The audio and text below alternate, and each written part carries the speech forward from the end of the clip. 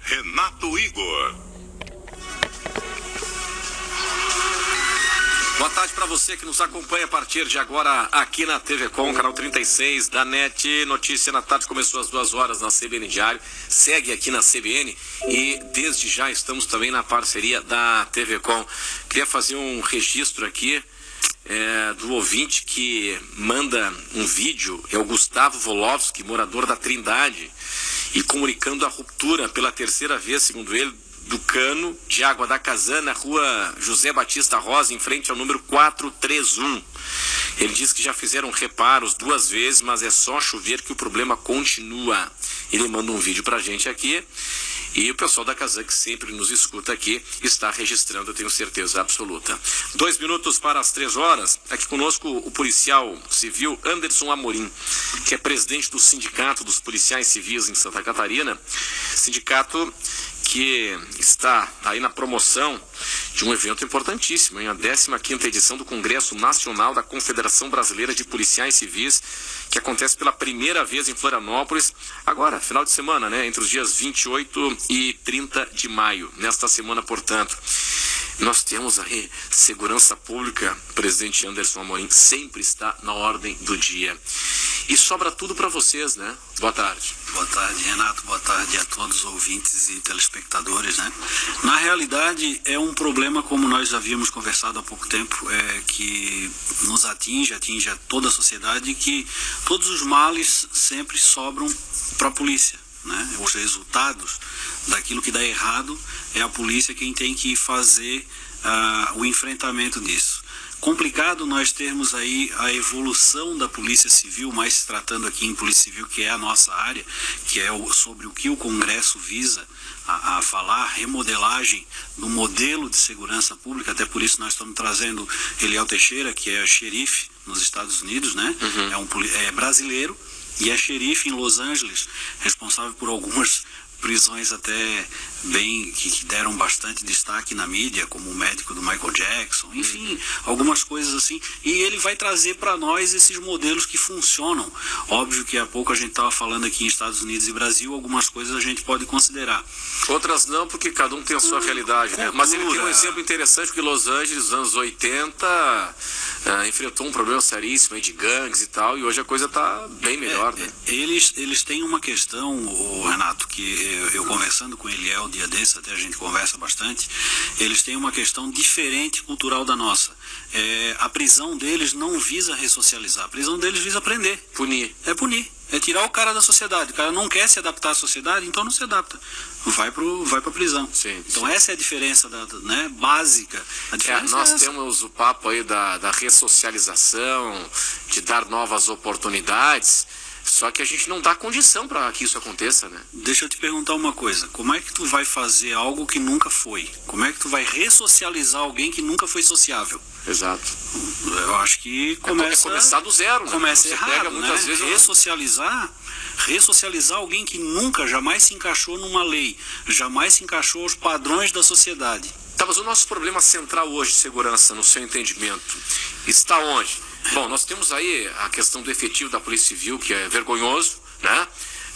A falta de presídios. Aí tem toda aquela história de que a lei é branda, talvez, a falta da falência da família, falência da sociedade, falta de educação, de serviços públicos de qualidade. Vamos tratar de tudo isso daqui a pouco, depois do repórter CBN.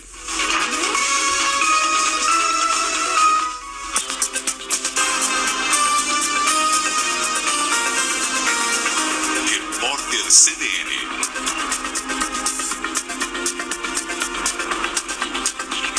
Terça-feira, 26 de maio de 2015.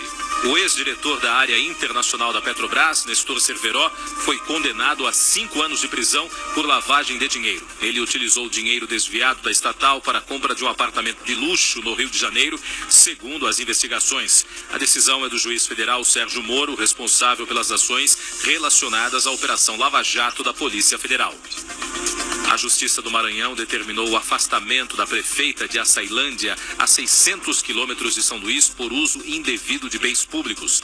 Imagens de câmeras de segurança confirmaram a utilização de servidores públicos e maquinário na fazenda da gestora pública. Ela deixou de arcar R$160 mil com os trabalhos, segundo a ação de improbidade administrativa. A presidente Dilma Rousseff caiu da 4ª para a 7ª posição no ranking de mulheres mais poderosas do mundo da revista Forbes. No topo aparece a chanceler alemã Angela Merkel pelo 5º ano consecutivo. Em seguida aparecem a candidata à presidência americana Hillary Clinton e a ativista social Melinda Gates, diretora da fundação que leva seu nome, e do marido bilionário Bill Gates. O líder dos protestos estudantis contra a influência da China em Hong Kong, Joshua Wong, foi proibido de entrar na Malásia. O país não deu explicações para a restrição imposta ao jovem de 18 anos. Ele viajava ao estado de Penang para uma série de palestras e eventos. Wong diz que foi agarrado pelos braços e conduzido para um voo de volta. A Bolsa de Valores de São Paulo opera em baixa de 1,59%, com 53.675 pontos. O dólar comercial passa por valorização de 1,70%, vendido a R$ 3,15. O euro tem ganhos de 0,74%, cotado a R$ 3,426.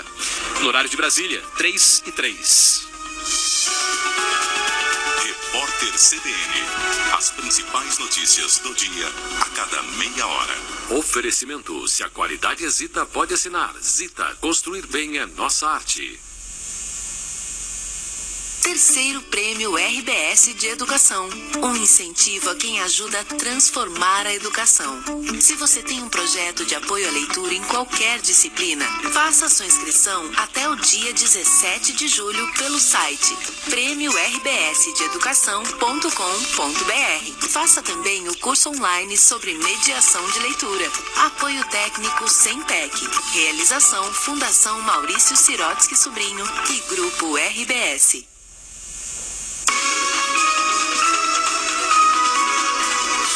Notícia na tarde. Notícia na tarde aqui na CBN Diário. Tá fechado o tempo, hein? Meu Deus do céu, tá bem fechado o tempo mesmo. Não chove, pelo menos no momento aqui, no visual que nós temos das duas pontes, Pedro Ivo e Colombo Salles. Aqui conosco está o policial civil Anderson Amorim, que é presidente do Sindicato dos Policiais Civis em Santa Catarina. Nós teremos aí entre os dias 28 e 30 de maio a 15ª edição do Congresso Nacional da Confederação Brasileira de Policiais Civis. O problema central da crise de segurança pública no Brasil está onde? Se fosse para nós resumirmos hoje o que a gente tem notado e o que foi dado muito pouca importância durante quase 180 anos de existência, vamos aí para mais de 180 anos de existência, gira em torno de um só anseio. Pode ver que todos querem: a falta de investigação. O problema maior do criminoso é nele ser descoberto. E só tem uma forma de tu descobrir o criminoso: é investigando. E a falta de pessoal impossibilita isso. Nós temos aí hoje, inclusive tive uma conversa com o delegado-geral que está em contato com o secretário de Segurança, e eu acredito sim que dessa vez nós tenhamos feito um bom trabalho, que temos a nomeação dos policiais de 2010 e 2014 já na iminência de acontecer. Quantos serão chamados? Eu acredito que em torno, vai beirar uns 800 policiais. Né? A nossa defasagem... Não, a nossa defasagem na Polícia Civil, só para ter ideia, na Lei 453 de 2009, nós temos uma previsão à época, em 2009, de 5.997 policiais. Se nós fôssemos transpor isso para hoje, para a atual população de Santa Catarina, nós teríamos que ter aí 6.750 policiais civis. Hoje o efetivo em torno de 3.000? Nós estamos abaixo de 3.000. Então falta muito. Um efetivo menor do que nos últimos 20 anos. Mas eu vou te dizer uma coisa, Renato. Durante muito tempo, e aí está o cerne principal do problema daquilo que tu me pergunta, durante muito tempo a gente teve falta de gestão. Não posso falar dessa última administração que está assumindo agora, porque tem conversado e temos buscado administrar da melhor forma e buscado soluções práticas para aplicar na polícia. o que nós temos visto é que nós precisamos de mudanças radicais nos modelos. Nós temos modelos ultrapassados, nós temos demora, nós temos muita burocratização da investigação. A investigação ela é um processo complicado, por si só ela já é complicado. Mas você burocratizar isso complica ainda mais. E o que seria a burocratização disso? Hoje a gente vê o inquérito como a burocratização disso tudo.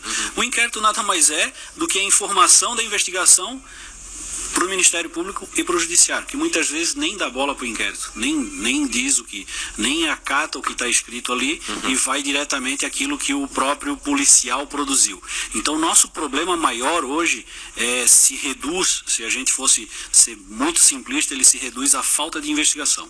Tanto que isso é verdade que hoje tu vê que todo mundo quer aplicar uma solução no Congresso Nacional, que é o ciclo completo. Todo mundo quer investigar. Todo mundo quer investigar. Então, onde é que está o problema, basicamente? Está no reforço da investigação.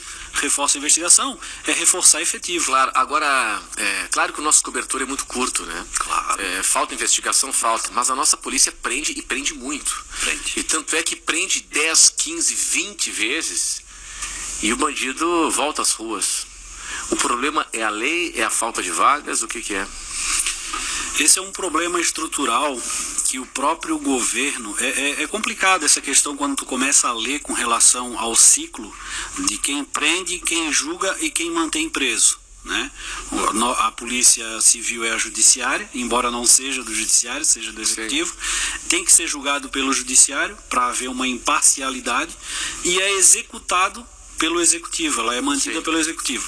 O executivo dispõe de verbas próprias para isso, para a segurança, próprias para a questão manter preso. O porquê isso não acontece, Renato, eu vou ser sincero para ti, até hoje eu não consegui entender. Eu não consigo entender como o sistema não consegue prover aquilo mínimo, básico que está previsto nas leis, na Constituição. Nós não temos aí um básico de educação, vamos aí para 30 dias dos professores parados na Assembleia, eu acho que vão para algum tempo já em greve. 30 dias, não, 60 dias. Não, 30 dias na Assembleia, né? Ocupando a Assembleia Legislativa, 60 dias paralisado. Temos aí a saúde passando por problemas, temos aí as polícias, e aí eu vou ousar falar aqui pelos meus irmãos, né? Pelos meus irmãos policiais militares, pelos bombeiros. Olha só, nós temos uma falta de efetivo grave que atinge diretamente a todos nós. Claro. Porque quando não adianta a gente ter essa falta de cumprimento de lei. E aí tu me faz essa pergunta e eu te confesso, eu fico sem saber o que te dizer, claro, porque é complicado. E aí o ouvinte liga aqui e prefere não ser identificado, mas o assunto que ele traz é super importante. Delegacias fechadas no interior do estado, pela manhã, só funcionam a partir das 13 horas, algumas só com um policial. Então é apenas um prédio, né? Não tem funcionalidade alguma. Eu vou me lembrar aqui da conversa que a gente teve no começo do ano, quando tu me perguntou da questão do fechamento das delegacias. Sim, e eu te respondi que era manutenção de elefantes brancos, pagamento de dinheiro público jogado fora, jogar dinheiro fora, para manter esse prédio sozinho com um policial só. Pra quê? Uma falsa sensação de segurança. Muito falsa. Horrível, porque o cidadão, ele não tem essa sensação, ele começa a perder a fé, e o pior, ele vê que o policial também está desamparado.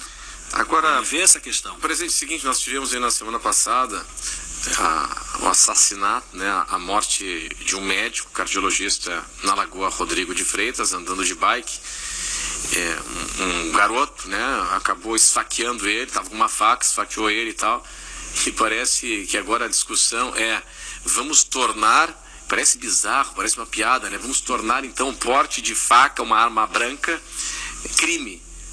Pô, os caras estão de brincadeira também, né? A que ponto chegamos, né? Discutimos o objeto e não o criminoso. Né? O criminoso pode cometer o crime que quiser e vamos sempre buscar no objeto a criminalização. Quer dizer, então daqui a pouco se proíbe a faca, tudo bem, vamos lá, vamos proibir a faca. E se ele cometer um crime com pedra? Vamos proibir as pedras nas ruas? É isso que vai acontecer? Claro. Pois é, agora, redução da idade penal, o que o senhor acha? Na realidade, Renato, eu vejo a redução com um certo temor, porque assim, ela é uma medida estanque, certo? Ela viria no mesmo caminho que vem a criminalização do uso de faca, certo? Ela é uma medida estanque, ela é para agora, para imediato. Então tu vai reduzir para 16 anos, vão começar a recrutar com 14. Tu vai reduzir para 14 e eles vão recrutar com 12. Eu vejo que o ECA, embora eu esteja aqui mudando um pouco o meu discurso, porque até tempo atrás eu era sim favorável à redução da maioridade penal, mas a gente começa a analisar e ver que o ECA ele já é suficiente. O que não é suficiente no ECA é que ele não foi aplicado corretamente, ele não é aplicado corretamente, ele não tem condições, porque o Estado daí não provém as condições, não cria os centros. Nós estamos aí com, tu me falou o fato do médico, mas nós tivemos a outra médica em Criciúma aqui, que é muito mais próxima, exatamente, morta por um menor. Exatamente. E cadê o centro de internamento? Cadê?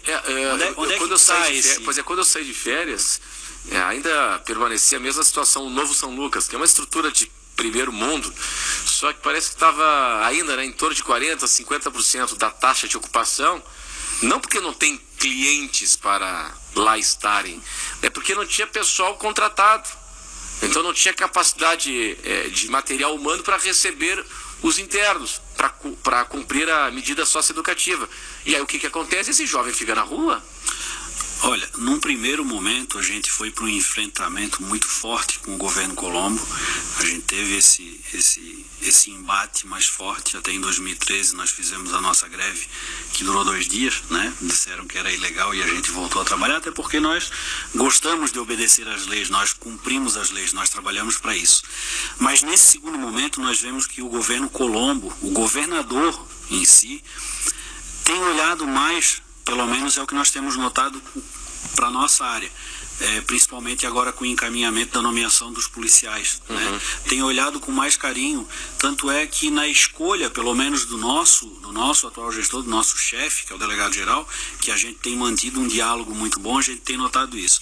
Com relação a isso, e aí eu te digo que, vamos voltar lá para a tua pergunta original, eu não vejo a diminuição como um remédio. Eu vejo que a aplicação correta do ECA e o aumento das penalidades previstas no ECA, aí sim pode ser que cause uma sensação de punibilidade e uma punição real aos menores infratores. Tipo o exemplo, hoje nós temos um menor que comete 3 delitos leves, né? Tipo um furto de algum material pequeno, e o furto a gente sabe que é aquele que não representa ameaça alguma, e tem esses menores que mataram 2 médicos, né? Sim. No Rio de Janeiro e aqui em Santa Catarina. Sim. Quer dizer, são médicos, não que sejam melhores do que ninguém, mas são pessoas que estão ali para salvar as vidas, tiraram a vida de pessoas que salvam vidas. E aí esses menores, eles vão pegar a mesma pena, a mesma medida socioeducativa vai ser aplicada daquele menor que furtou chocolate, que furtou um supermercado. O que tem que acontecer? O que eu vejo mais basicamente para aplicação imediata? Aumentar a pena para os crimes ditos hediondos. Então, se o menor cometeu esse tipo de crime... Mas não misturá-lo com os maiores, né? Ele vai até os 18 anos no estabelecimento próprio, que existe já no ECA previsto para isso, que são os CAS e os CASEP, né? Ele vai para esse estabelecimento, quando ele atinge a maioridade, ele vai para a instituição de maiores. Entendeu? Não, misturar menor com maior, aí vai virar um... Sabe, presidente, que nós somos muito criticados por algumas alas mais conservadoras da sociedade, quando de repente há um vídeo veiculado na imprensa de um policial em abuso de autoridade ou agredindo alguém que não precisa ser agredido, que tecnicamente não é uma ameaça, que basta colocá-lo no camburão, enfim, encaminhá-lo à delegacia. Quando há abuso, né, violência praticada por órgãos de segurança. Porque a crítica que nós recebemos é a seguinte: mas tem que mais bater mesmo, enfim. É curioso isso, né? É um negócio curioso, né? É curioso até porque, Renato, e há de convir comigo que muitas vezes as imagens, quando chegam, elas chegam pela metade ou elas chegam só no resultado final, né? Elas não chegam no que ocasionou, no que levou aquilo. E muitas vezes, Renato, eu posso te dizer de cadeira isso, de trabalho, que uma situação comum, um mandado de busca e apreensão, um mandado de prisão comum, uma pessoa, um pai de família, uma pessoa de bem, ela se transforma. Ela se transforma quando ela sabe que ela foi descoberta e que ela vai ser presa. Ela não é mais aquela pessoa que tu conhece, ela não é mais aquele teu vizinho. Não, a gente sabe que tem, como diz o coronel Araújo Gomes, tecnicamente o uso progressivo da força, que tem que ser utilizado, né? Eu estou falando daquela condição técnica onde não há a necessidade do uso da força quando a pessoa já está controlada e mesmo assim há agressão. E isso acontece. Isso acontece até porque o próprio policial, ele é um ser humano, né? E às vezes ele comete erro também, às vezes ele se exacerba, às vezes ele solta demais os sentimentos que ele deveria controlar, ele deveria ter um treinamento melhor, deveria sim, isso acontece, mas essa é a condição humana do policial. Eu tenho um dado interessante aqui, até está no jornal de hoje. O New York Times foi buscar comparações entre as polícias brasileiras e dos Estados Unidos. Esta semana que ocupou manchetes recentemente pela morte de jovens negros lá nos Estados Unidos. Descobriu que 2.212 pessoas foram mortas pela polícia brasileira, de acordo com o Fórum de Segurança Pública, dados de 2013. Nos Estados Unidos, que tem 100 milhões de habitantes a mais, o número de vítimas da polícia não passou de 461. Então, mortos pela polícia nos Estados Unidos, 461. Pela polícia no Brasil, 2.212. Só que aqui tem um dado interessante, né? Não traz a informação de quantos policiais foram mortos pelos bandidos também. Não traz as questões culturais, não traz as legislações por enfrentar a polícia lá. Se o cara enfrenta a polícia, ele vai preso. Ele vai preso. Aqui, enfrenta a polícia, eles estão querendo, inclusive, acabar com o crime de desacato. Então, quer dizer, é o cidadão, muitas vezes de bem, o dito de bem, enfrentando o próprio Estado, encarando o próprio Estado, e o Estado querendo descriminalizar isso. E lá é diferente. Lá, se o cara tem uma multa de trânsito e não vai à audiência, o policial para ele com aquilo ali, prende ele, leva ele preso. Aí então querem fazer comparações assim que... Sim, presidente, uma última questão. O que seria, no caso das polícias militares, no caso da polícia judiciária, que os trabalhadores o senhor representa, o que seria, no caso, a desmilitarização da polícia? Eu não consigo entender o que é isso. Na realidade, Renato, eu vejo isso como um discurso, eu vejo dessa forma, tá? E aí é uma opinião pessoal minha. Eu vejo isso como um discurso, muitas vezes, para tentar tirar o crédito da instituição, certo? Para dizer que ela é militar, que ela obedece. Não, tudo bem, quer transformar, quer tirar a pecha militar que ainda paira sobre a polícia, mas ela vai continuar sendo polícia. Ela vai continuar sendo polícia, ela vai ser uma polícia uniformizada. Então isso, na realidade, quando a gente vê a desmilitarização vindo com muito foco, com muita vontade, a gente vê com muito receio isso, porque o ponto não é a desmilitarização, e sim contra a polícia.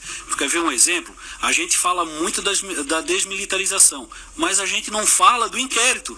Sim. E o inquérito, se tu pegar a história, ele é uma peça inquisitorial. O inquisitorial nos leva aonde? A Inquisição. A Inquisição leva ao quê? Tortura. Então, quer dizer, nós falamos do militar e não falamos de nós?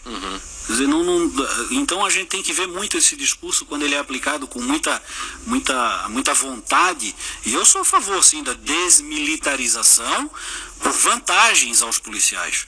Mas não é essa questão de desmilitarizar achando que vai acabar com a polícia. A polícia vai continuar sendo polícia, seja ela militar ou seja ela fardada. Muito bem. Anderson Amorim, presidente do Sindicato dos Policiais Civis em Santa Catarina, divulgando o 15º Congresso Nacional da Confederação Brasileira de Policiais Civis, que terá sua abertura agora no dia 28, às 18 horas, lá nos Ingleses, no Oceania Parque Hotel. Muito obrigado pela sua atenção aqui conosco. Eu que agradeço mais uma vez, Renato. Notícia na tarde, 3h19.